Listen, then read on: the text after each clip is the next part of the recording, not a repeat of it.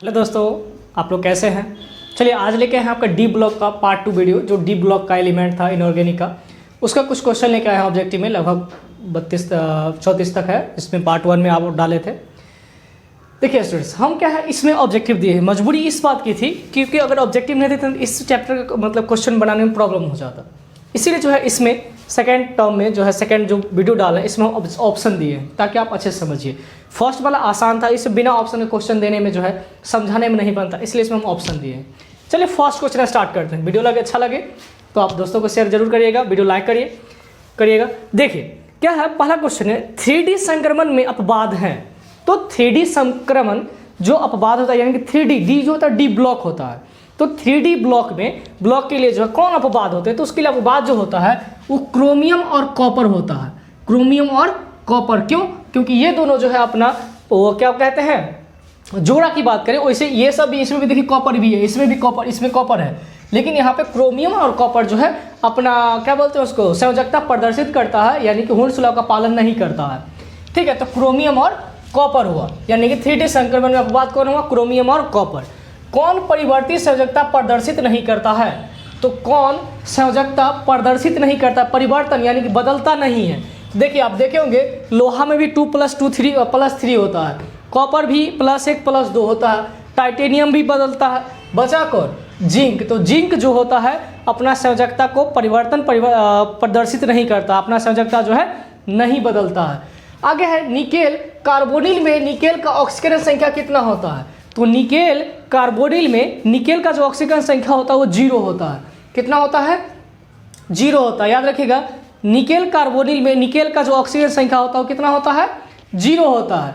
अगला देखिएगा, विद्युत का सबसे अधिक सुचालक कौन है? विद्युत का सबसे अधिक सुचालक कौन है? तो ऑप्शन है आपका लोहा, तांबा, सोना, चांदी। तो सबसे ज़्यादा जो उसका सुचालक होगा वो होगा चांदी।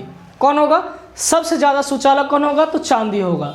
अगला क्वेश्चन है, किसके जलीय विलयन में Ki मिलाने पर आयोडीन प्राप्त होता है? किसके जलीय विलयन में Ki अगर मिला देते तो हमें आयोडीन प्राप्त होगा?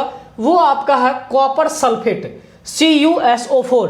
अगर कॉपर सल्फेट के विलयन में Ki अगर हम मिला देते हैं पोटेशियम आयोडाइड तब हमें आयोडीन प्राप्त होता है। ठीक है, अरे चेहरा बना के मत पढ़ो यार, थोड़ा सा खुश होकर पढ़ो। चलो देखो, खुश होकर रहिएगा तो थोड़ा सा अच्छा खासा होता है, चेहरा पे हंसी लाइए। देखिए आगे है रोल्ड गोल्ड। नहीं होता है कि अरे ये किसका मतलब कैसा आभूषण है, तो रोल्ड गोल्ड है। नहीं कहता कि रोल्ड गोल्ड है, तो हम लोग देहाती में कहता है रोल गोल्ड है, लेकिन ऐसा नहीं, रोल्ड गोल्ड होता है। ठीक है, तो क्या है रोल्ड गोल्ड का मुख्य अवयव क्या है? तो रोल्ड गोल्ड का जो मुख्य अवयव होता है ओकरा में कॉपर और एल्यूमिनियम दोनों का कंपोजिशन होता है। तो कॉपर और एल्यूमिनियम कौन होगा? कॉपर और एल्यूमिनियम, ऑप्शन नंबर 1 कौन होगा? रोल्ड गोल्ड का मुख्य अवयव कौन है? तो कॉपर और एल्यूमिनियम, ऑप्शन नंबर 1 किसका? 23 नंबर का। 24 देखिए, चांदी का कौन सा लवण फोटोग्राफी में प्रयुक्त होता है? तो एक क्वेश्चन है कि चांदी का कौन सा लवण फोटोग्राफी में प्रयोग किया जाता है? तो वो होता है आपका सिल्वर ब्रोमाइड। क्योंकि ऑप्शन देखिए silver chloride AgCl, AgI, Ag2S और AgBr। तो आंसर जो होगा वो होगा AgBr। कौन होगा? AgBr होगा। या इसी को दूसरा तरीके से पूछता है कि निम्नलिखित में फोटोग्राफी के रूप में प्रयोग किया जाता है, तो वहां पे होगा आपका AgBr।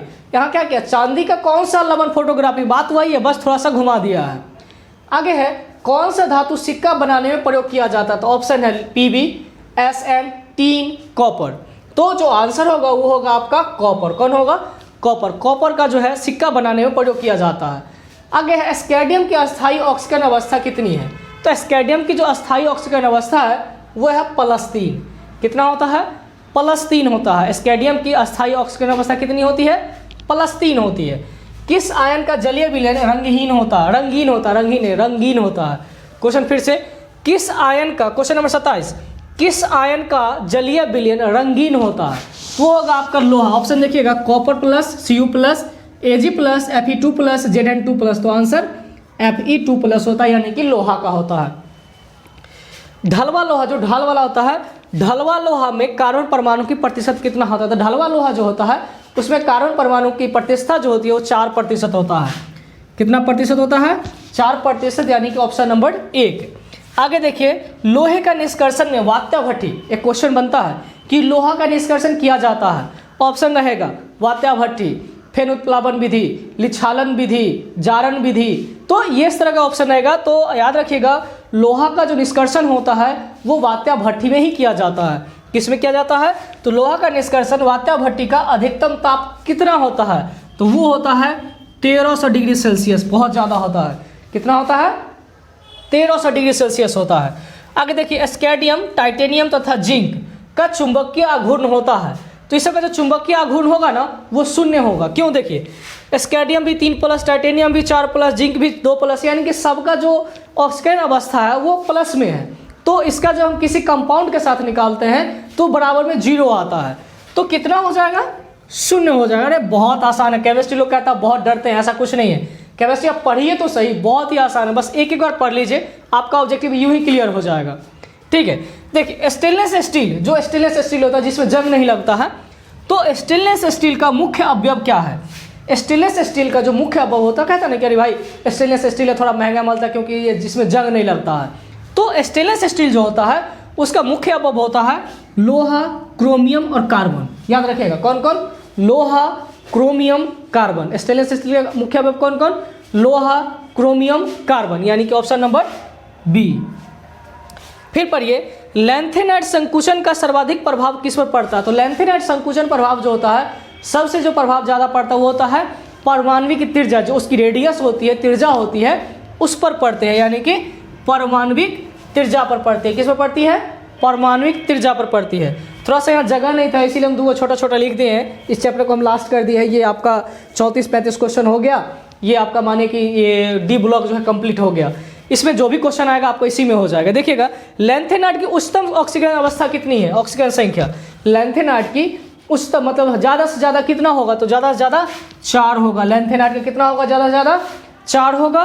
और एक्टिनाइड का उच्चतम ऑक्सीजन संख्या कितना होगा? तो 6 होगा। कितना होगा? 6। एक्टिनाइड का जो ज़्यादा से ज़्यादा ऑक्सीजन अवस्था होगा वो 6 होगा और लैंथेनाइड का ज़्यादा से ज़्यादा कितना होगा? 4 होगा। एक यहाँ क्वेश्चन लिखे हैं जो काफ़ी इंपॉर्टेंट है, डी ऑर्बिटल का आकार कैसा होता है? डी ऑर्बिटल का जो आकार होता है वो है डबल डम्बेबल। कैसा होता है? डबल डम्बेबल। तो दोनों तरफ से डबल डम्बल लगा हुआ होगा, यानी कि आप पढ़े होंगे ना 11वीं क्लास में, एक ऐसा बनता था और फिर से एक ऐसा बनता था, फिर ऐसा बनता था, यहाँ पे मिलता था, फिर एक ऐसा यहाँ पे मिलता था। इसी को हम लोग बोलते हैं डबल डम्बलाकार, यानी कि डबल डम्बेबल। ऐसे करके मिलता है, ये स्ट्रेट में रहता है, ये भी मिलता है, ये थोड़ा सा 90 डिग्री पे रहता है, टेढ़ा बन गया है। ठीक है, इसका आप स्क्रीनशॉट ले लीजिए, अच्छे से पढ़िएगा।